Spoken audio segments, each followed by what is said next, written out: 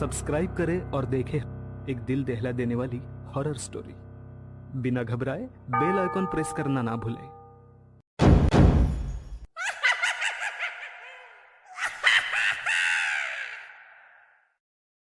इस कहानी के लेखक है संजय कामले।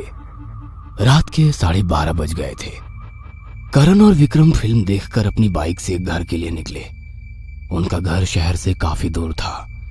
शहर से निकलते ही कुछ दूरी पर नदी के ऊपर बने पुल से गुजरते हुए उन्हें सुनसान सड़क से गुजरना था। उसके बाद 20 किलोमीटर का सफर, जिसमें 2 या 3 गांव से होकर जाते हुए दोबारा एक भूतिया नाले को पार करने के बाद 2 किलोमीटर पर उनका गांव था।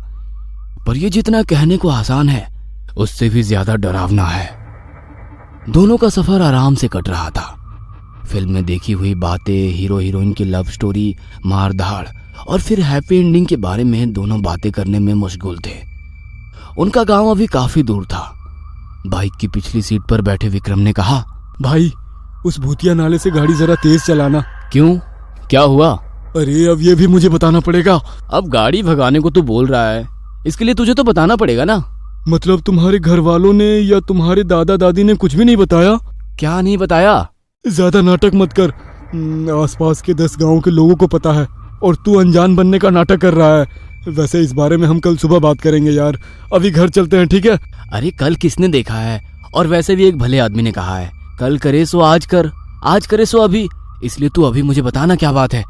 करण की ये बातें सुनकर विक्रम के चेहरे पर से हवाइयां उड़ गई थी। पिछली सीट हाथ बांधकर थोड़ा सिकुड़ कर बैठते हुए विक्रम ने कहा, भाई तू जो सुनना चाहता है मैं सब कुछ बताऊंगा, लेकिन उस जगह से जल्दी से निकलते हैं। करण ने विक्रम के चेहरे पर फैले डर को देखकर कहा, अबे साले, तुझे क्या लगता है मुझे कुछ भी नहीं पता? अबे मेरी माँ ने बताया था, भूतिया नाले के पास खड़े उस बरगद की पानी में उतरी टहनियों के बीच वो चुड़ैल रहती है। बस मैं तेरे मुंह से सुनना चाहता था। और एक बात, ये सारी बातें बकवास है यार, क्योंकि मैं आज तक इतनी दफा यहाँ से गुजरा हूँ, लेकिन मुझे आज तक कोई चुड़ैल नहीं दिखी। अरे भाई नहीं दिखती तो अच्छा ही है ना, बस आज भी ना दिखे ये कामना करते हुए वहां से तेजी से निकलते हैं, क्योंकि आज अमावस है और आज वो शिकार करने बाहर निकलती है। अमावस की रात होते ही अपने असल रूप में आते हैं और वो चेटकिन उसका खून पीकर उसको खत्म कर देती है। दोनों बात करते करते भूतिया नाले से कुछ ही दूरी पर पहुंच गए थे। नाले के नजदीक खड़ा बरगद का पेड़ दूर से भी काफी विशाल दिखाई दे रहा था। उस बरगद के पेड़ की तरफ देखते हुए करण ने कहा, अच्छा उसका असली रूप तूने देखा है? मतलब तूने खुद कभी अनुभव किया है क्या? मतलब पिछली अमावस को मैं अपने खेत की तरफ जा रहा था। दोपहर की कड़ी धूप पड़ी हुई थी। मैं अपने ही धुन में चल रहा था। चलते चलते मैं उसी बरगद के पेड़ के नीचे पहुंचा और तभी मुझे किसी ने आवाज लगाई। आवाज सुनकर मैं रुक गया, क्योंकि आवाज जानी पहचानी सी लग रही थी। मैं ध्यान से सुना, लग रहा था जैसे कोई करा रहा है और कराते हुए मुझे आवाज दे रहा है। मैंने चौंक कर उस ऊंचे और घने बरगद की पेड़ की तरफ देखा। नाले के किनारे खड़े उस बरगद की टहनियों से निकली कुछ जड़ें जमीन तक पहुंच रही थी, तो कुछ नाले के पानी को छू रही थी।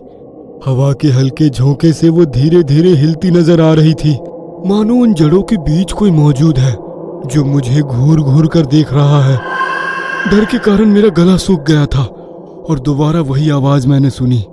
इस बार मेरा नाम लेकर कह रहा था, विक्रम, विक्रम यहाँ से चला जा वरना मारा जाएगा, चला जा। वो आवाज मैंने पहचान ली। है? किसकी आवाज थी? रघुनाथ की, जो शहर में पढ़ाई के लिए गया था। ये रघुनाथ कौन है? हमारे गांव के आगे एक छोटी बस्ती में रहता था। हम स्कूल में एक ही कक्षा में थे। आगे की पढ़ाई के लिए वो शहर गया। पिछले साल दिवाली की छुट्टियां बिताने के लिए वो गांव के लिए निकला।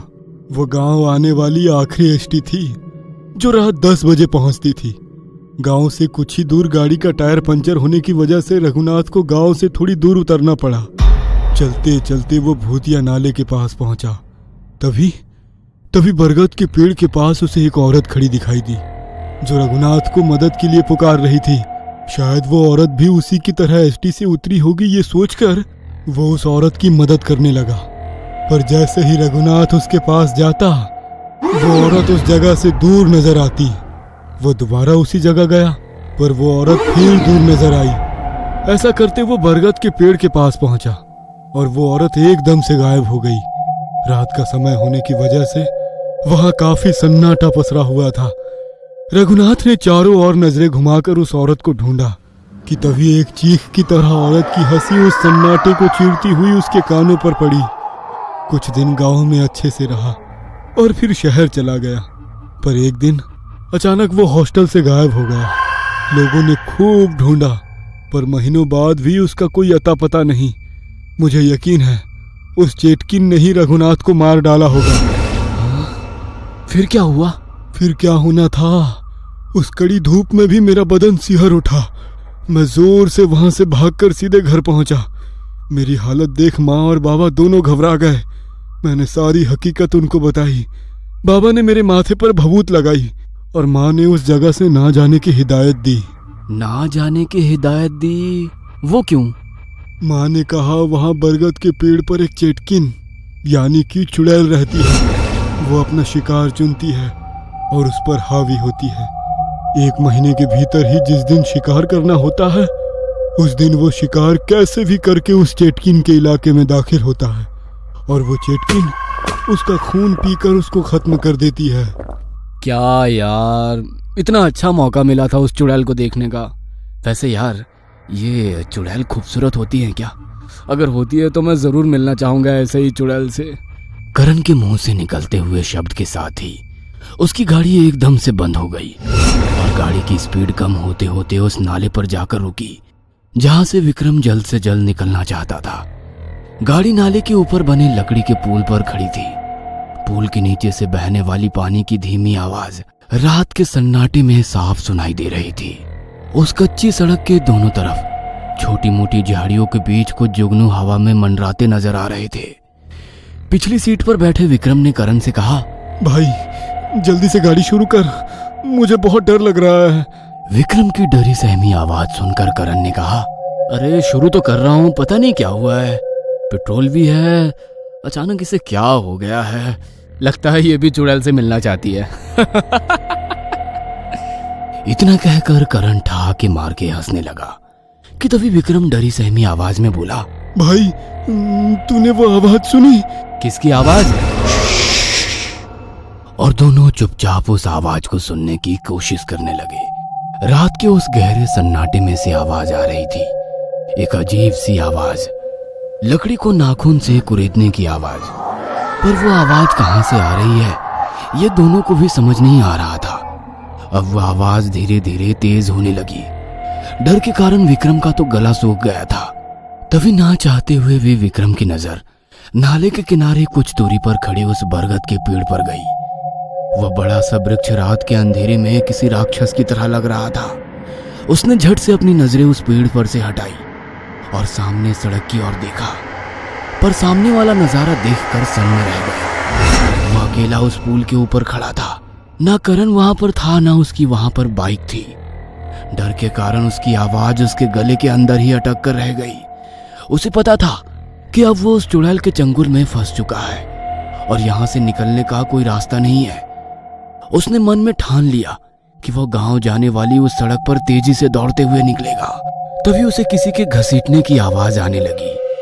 डर के कारण उसने अपनी आंखें बंद कर ली और हिम्मत जुटाई। अब बगैर पीछे मुड़े वो वहां से भागने वाला था। उसने आंखें खोली और सामने सुनसान पड़ी उस सड़क पर नजरें पड़ते ही उसकी धड़कन ही रुक गई। कोई पुल के दूसरे छोर पर खड़ा नजर आ रहा था। उसने ध्यान से देखा, वो एक औरत थी। काली साड़ी पहने वो औरत बरगद के पेड़ को ही देख रही थी। लग रहा था उस पेड़ को देखकर वो मन ही मन खुश हो रही थी। उसके खुले बाल हवा में लहरा रहे थे जो काफी लंबे दिख रहे थे। और अगले ही पल उस औरत ने विक्रम की ओर देखा। उसका चेहरा देखकर विक्रम का दिल जोर जोर से धड़कने लगा। उसका चेहरा सफेद पड़ चुका था। बिल्ली की तरह लाल आंखें विक्रम के ऊपर ही टिकी हुई थी और उसके हाथ इंसान की तरह नहीं थे, बल्कि किसी जहरीले सांप की तरह लहरा रहे थे। रात के गहरे सन्नाटे में विक्रम को अपने दिल की धड़कनें साफ साफ सुनाई दे रही थी। विक्रम की डरी सहमी नजरें उस चुड़ैल पर ही टिकी थी कि तभी झट से उस चुड़ैल ने विक्रम पर हमला किया और सब कुछ शांत हो गया। अगले दिन धीरे धीरे विक्रम को होश आने लगा। आंखें खुलने का नाम ही नहीं ले रही थी, पर कानों पर पंछियों की चहल पहल सुनाई दे रही थी। साथ ही कुछ लोगों की भी आवाज आई जो आपस में बात कर रहे थे। तभी उसे एक जानी पहचानी आवाज सुनाई दी। उसने धीरे धीरे आंखें खोली। सब कुछ अजीब सा नजर आ रहा था। सर पर मंडराते पत्थर, सर के ऊपर से बहता नाले का पानी, ऊपर से नीचे लटकी झाड़ियां। ये सब इस तरह क्यों दिख रहा है? अपने आसपास देखा तो उस बरगद के पेड़ की जड़ों से वो घिरा हुआ था। तभी उसकी नजर उन लोगों पर गई। गांव के कुछ लोग उस लकड़ी के पुल पर खड़े नीचे पानी में कुछ देख रहे थे। उसकी भी नजर नीचे नाले के पानी में गई। पानी में उनकी बाइक पड़ी थी। ये देखकर विक्रम जोर जोर से लोगों को आवाज लगाने लगा। हे हरि काका, मुझे बचाओ, मैं यहाँ हूँ, इन जड़ों के बीच फंसा हूँ। अरे अब्दुल्ला चाचा, मुझे बचा लो। पर वे सब पुलिस को जानकारी देने में व्यस्त थे। तभी उसके कानों पर वही जानी पहचानी आवाज पड़ी। अब कोई फायदा नहीं। वो आवाज रघुनाथ की थी। विक्रम ने चौंक कर आवाज की तरफ देखा, पर बरगद के पेड़ के नीचे आने वाली जड़ें ही दिखाई दे रही थी, लेकिन आवाज तो उन्हीं जड़ों के बीच से आ रही थी। तभी एक जड़ पर उसकी नजरें टिकी और वो सन्न रह गया, क्योंकि रघुनाथ जड़ों के बीच नहीं बल्कि खुद सूखी सी जड़ बनकर बरगद के पेड़ से उल्टा लटक कर झूल रहा था। उसकी नजर अपनी बाईं तरफ गई। पास ही में करण आंखें बंद करके लटका था और विक्रम ने खुद को देखा। उसका भी बदन पूरी तरह से सूख कर जड़ बनकर उल्टा लटका हुआ था। तभी पेड़ के बीच उसकी नजर गई। वही चुड़ैल पेड़ के बीचों बीच एक टहनी पर बैठी लकड़ी के पुल पर खड़ी उन लोगों की भीड़ की तरफ देख रही थी। शायद उसने अपना अगला शिकार चुन लिया था। ये कहानी आपको अच्छी लगी हो तो हमें सब्सक्राइब करें, हमारा इंस्टाग्राम और फेसबुक पेज जरूर फॉलो करें। और हाँ दोस्तों, सब्सक्राइब करना भूलना मत।